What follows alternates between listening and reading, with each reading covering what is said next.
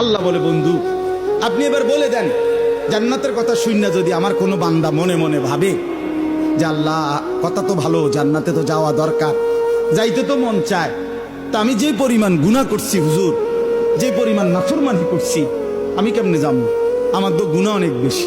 তা আল্লাহ বলেন, নাব্বি ইবাদি আন্নী আনাল গফুরুর রহিম। বন্ধু বলে দেন, বান্দা গুনাহ যত বেশি হোক কোনো অসুবিধা নাই, আমি আল্লাহ গফুর রহিম, আমি চূড়ান্ত ক্ষমাশীল, আমি চূড়ান্ত দয়াবান। আসমান পর্যন্ত যদি গুনাহ পৌঁছে যায়, কসম আল্লাহর আমি ওয়াদা দিলাম মাফ করে দেব। শুধু গুনাহ ছেড়ে দাও, আমার কাছে ফিরে আসো, চোখের পানি ফেলে মাফ চাও, আর করবা না, ওয়াদা দাও আমি 90 বছরের গুনাহ একসাথে মাফ করে দেব। মাফ করে দেব। তোমার জন্যই তো বানাইছিলাম জান্নাত বান্দা, আমি রাখতে দিয়ে লাভ কি? আমি তো দিতেই চাই।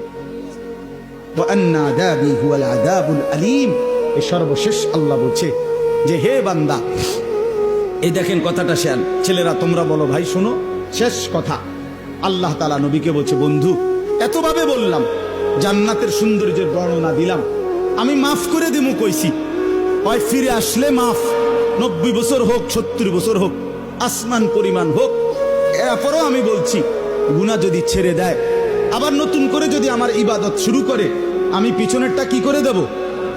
এরপরেও যদি কেউ গাদ্দারি করে, গাদ্দারামি করে, আল্লাহ বলে আমার কথা পাত্তা না দেয়, তো আপনি তারে বলে দিয়েন আন্না আযাবি হুয়াল আযাবুল আলীম। এই নাফরমান মনে রাখিস, আমি আল্লাহর আযাব কিন্তু বড়ই ভয়ানক।